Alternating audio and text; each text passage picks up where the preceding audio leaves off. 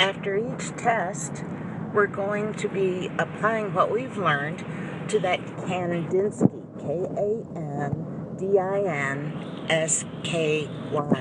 Kandinsky painting that we looked at on the first day and is posted in the intro under first and last image. So as I told you then, we will take what you wrote on the first day when you looked at that painting, and then for your final, we will compare it to what you can write in the last week of class. So you'll write a longer paper about how art appreciation has helped you understand this painting more, and that will be most of our final. So after each test, I'm going to give you a recording where we review, here's what we've learned, and here's how it will apply to your final. If you take notes from this and save it, it will save you a ton of work at the very end, because then, you're writing your final as we go along. So instead of having to go back and search for everything, you'll have it at your fingertips. So let's get started. When we look at composition 4, one of the first things we can do to show our visual literacy is to consider the content, what's in the piece, the context, what's going on in the world or in the artist's life, and the concept, the main idea. Now, the content stays the same, it's the same painting. But the context, what's going on in the world, might have a whole lot of possibilities. For example, think about what's happening in your world today. You might be listening to music and enjoying fashion and music and culture. So Kandinsky might have been influencing culture.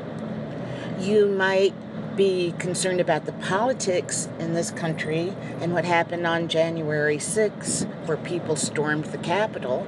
That would be going on in your life. You might be studying healthcare and science, and new things in science are going on in your life. So we will be adding to the context of this painting, because Kandinsky was pretty brilliant. And he was a musician, and he had studied law, and he knew a whole lot about art, and he had been trained classically in art. He knew how to paint, quote, correctly. So I will cover a little bit of the context, what's happening in his life that influences painting, but we will build on that. Now, the concept is going to be really interesting for you guys, because Kandinsky had his own ideas about this painting. And art history has its ideas about this painting, and of course I have my ideas, but you have your own ideas. So the concept, the ideas of this painting are going to be something where, in order to form your opinion, you might have to consider several ideas before you select the main idea you want to use in your paper. So let's start with content, what's in the painting. Well, we now know that those lines actually mean something. And the lines don't really represent reality. Kandinsky felt that if he showed you a picture or a photograph from 1911, that it would just seem old and dated. So Kandinsky is not trying to be representational, like represent. So the meaning or semiotics of this painting are not meant to be realistic or representational. Well, why is that? Well, we've already seen in realistic that different people have different versions of realism. Like your reality and my reality might be really different. So Kandinsky was one of the first people to realize this and say, if I represent reality, people will only see my reality, and it won't open any doors to their reality or different realities. Now, psychology was just kind of becoming a science at that time, was becoming a field. And before this time, if you were dreaming or dealt with your unconscious impulses, that was just, you ate some spicy food, you were mentally ill, you were haunted, whatever. But Kandinsky was very interested in psychology. And psychologists were finding out that emotions and feelings and ideas really affect your perception of reality. So Kandinsky is like, well, if ideas and feelings affect how you see reality, how can I paint an idea or feeling? Like, get rid of the reality, because that's subject to all kinds of interpretation. Why don't I just try to paint ideas and feelings?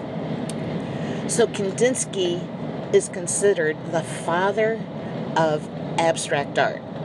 He invents this language of abstract art. Now, abstract art is a real painting. I mean, I'm looking at a painting, it's abstract, it's real, but it's about intangible things. INTANGIBLE, things you can't touch. Now, if you think of, well, what's real but I can't touch? Ideas are real, but you can't touch them. Feelings are real, but you can't touch them. So how do I paint an abstract painting that's about an idea or feeling? So Kandinsky is one of the main people who invents doing this.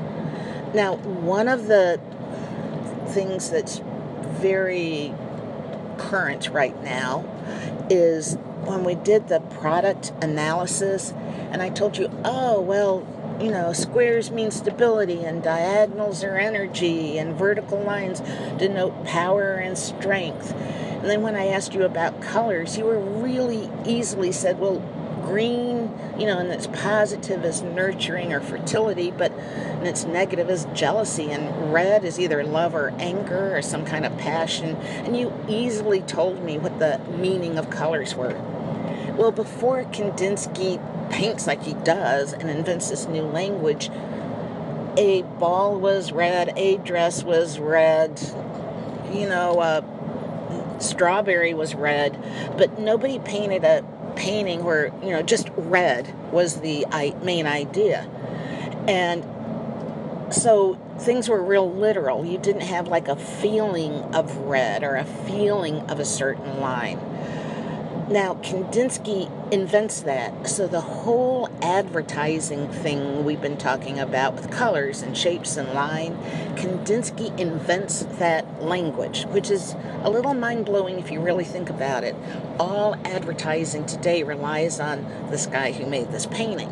Now, of course, there were other people, but now, in that previous discussion, I did get into context a little bit on the way to content.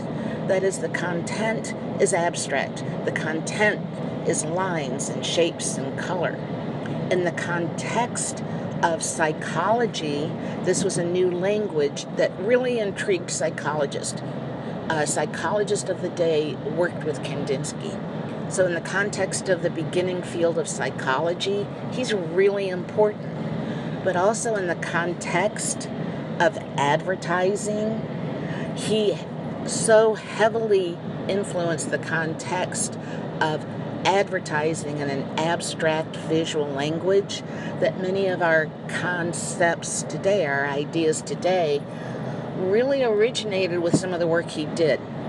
I say that to show you that context and concept are totally interrelated.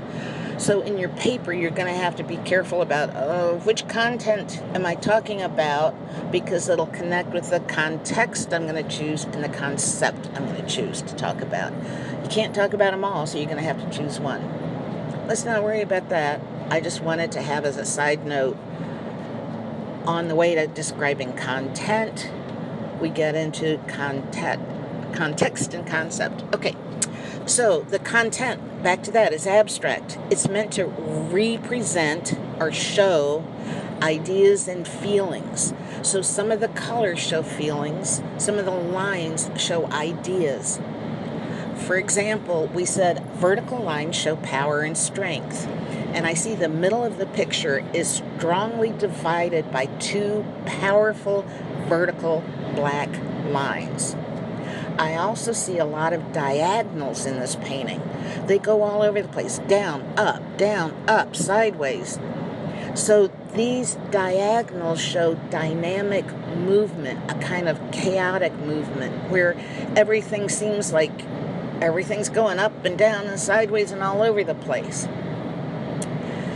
Now, there's also a horse that shows power, and you may or may not see this at this point, but that horse is made out of strong black diagonal lines, and it shows that this power is very energetic.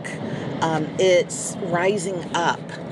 So you have the diagonal line showing different kinds of power. Now, we also have some colors. And as I'm going to describe the colors, I'm going to pause this recording and pick up another one to give you a chance to think.